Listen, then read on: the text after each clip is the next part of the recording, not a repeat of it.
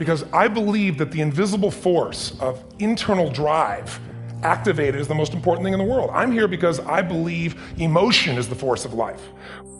That you know the why for living, you can endure almost anyhow. When you refuse to turn around because of obstacles, when it gets rough, when you say whatever price I must pay, I will do that. All of you have targets, things that you're after. If you're going to get a new result, if you're going to grow your business, if you're going to be able to support your mom, if you're going to get rid of the anxiety, if you're going to be able to overachieve and not have all that fear inside of you, you obviously need to get a new result. You're going to have to get new action. You don't get new results with old actions doing the same thing. Life is too short and unpredictable to live otherwise. When you no longer focus on the obstacles, when you no longer care what people think or what they might say, when you no longer find the need to seek their approval, that you are entitled to this, you're supposed to have this. This is your calling. This is the reason that you are here. This is your time. What human beings can do is amazing. What they will do is usually disappointing. It's not because we're not capable of it. It's because we don't have new actions, because we get in certain emotional states that dominate us, like anxiety, like fear of failure, right? Like the fear of the loss of your mother as an example. So if you're in a state of fear, you're going to behave very differently and get very different results than if you were in a place of being courageous or bold or warm or connected or playful, any of those. You know, we're all writing a book. What's your book look like? What does your book look like? Like your life is a book. You got a bunch of chapters in your book, but when they close that book, how good was the book? How good was your book? What was the ending to your book? Did you achieve the outcome? Yeah, when you're that general, you think you're not getting your goal, you are. The way you language your goal, the way you think about it, you're receiving it. I want to feel a bit better.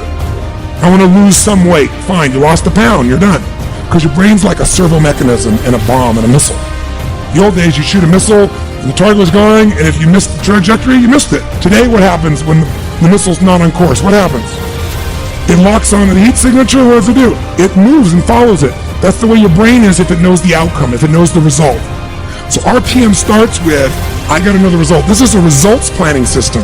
The rapid planning method, you can think of it as a results planning system. I need to know the result I'm after before I ever ask myself what to do. That takes more time, but it's worth it. What are you training for? The answer to that question was not a goddamn thing. I told myself I'm training for myself, brother. At the end of the day, I'm in competition with me, nobody else. I make my own records, I break my own records. I'm trying to be the best person that I can possibly be. At the end of the day, every day is the beginning of a new day. Change your story, change your life. Working really hard is what successful people do.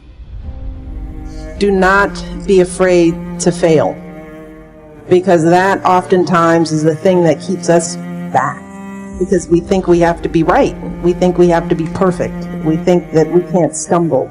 And the only way you succeed in life, the only way you learn, is by failing. It's not the failure, it's what you do after you fail. Do you think you'd act differently and hold yourself differently, conduct yourself different, and have a different self-concept of who you are than if you were told you were a piano instructor? Being successful in life is all about having the proper belief system in who you are.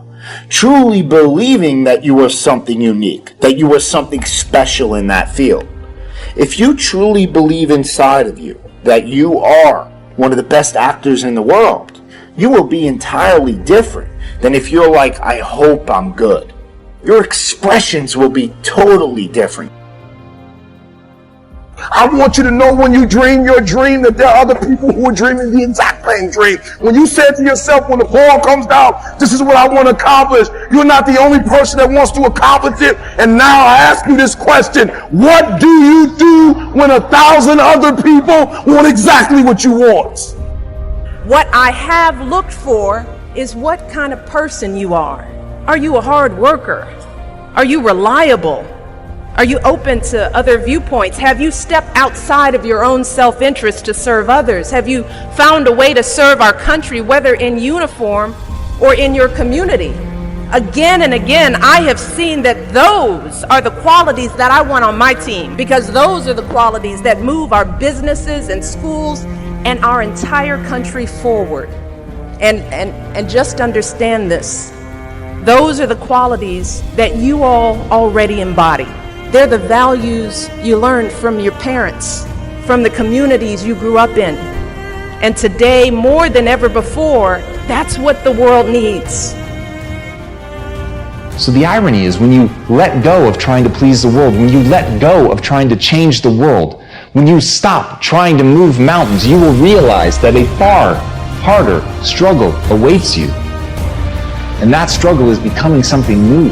That struggle is becoming something different. That struggle is recentering yourself, finding out who you are, building yourself piece by piece, until finally you realize what it takes to actually become a better version of yourself. You realize that it takes nothing less than your everything, your total commitment, every bit of focus that you have, a willingness to break yourself down so that you can build yourself back up.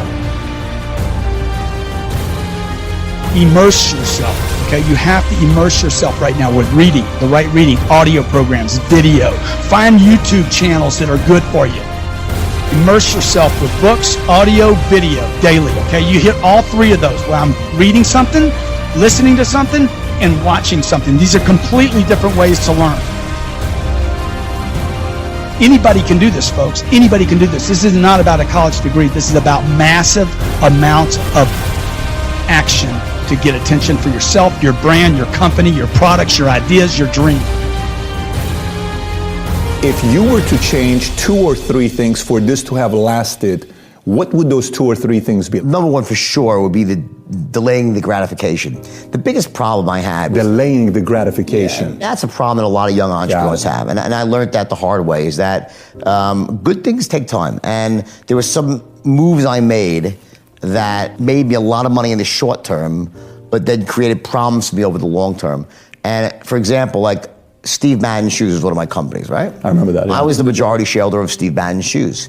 If I had not had that problem from all the stuff I did earlier, I would have made $700 million or $1 billion on that. Just off of that one deal versus making $20, $30 million. Got it. Because I was forced to sell it too early, right? That's one example.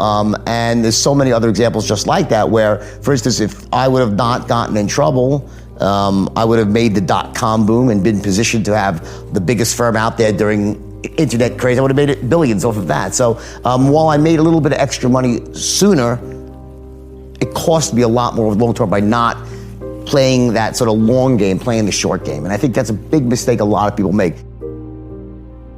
How do you turn failure into a plus? And it's true.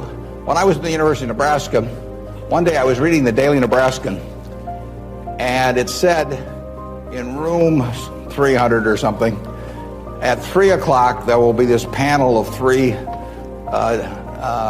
professors here at the university, and they're going to award the Nathan Gold Scholarship. I don't know whether do you still have that around?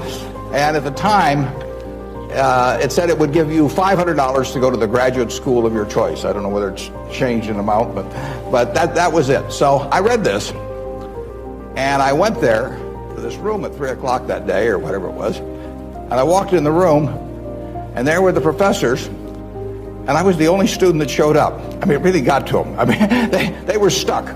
They kept waiting and looking at their watch and hoping there'd be more candidates, but no one came in. So I won $500 by default. And those are usually my biggest triumphs when nobody else shows up.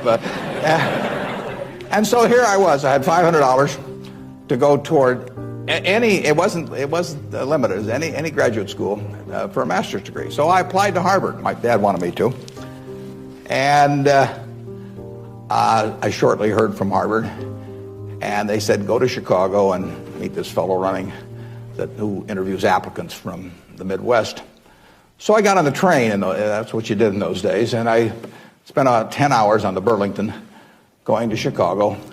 Then I transferred to another little interurban train to go up to this country day school where this fellow was the headmaster, and he was the big interviewer for Harvard. And I got there, and after about 10 minutes, he said, better think about something else. You know, he come back later on. I was 19 at the time, and I looked about 12. You know, and I acted about 8. So it was not a great combination. But so he said, forget it. So I took the little interurban train back to Chicago, and I took the 10-hour train back to Omaha. And all the time I think, you know, what do I tell my parents? You know, it's kind of embarrassing. But it was the luckiest thing that ever happened to me. Because if I'd gone to Harvard, I would have gone to a 2-year business school. I instead applied to Columbia, where I could graduate in 1 year and get a master's degree. Luckily, that by the accident of it and being in the Nebraska National Guard, which did not get called up for the Korean War, I missed going in the Korean War. I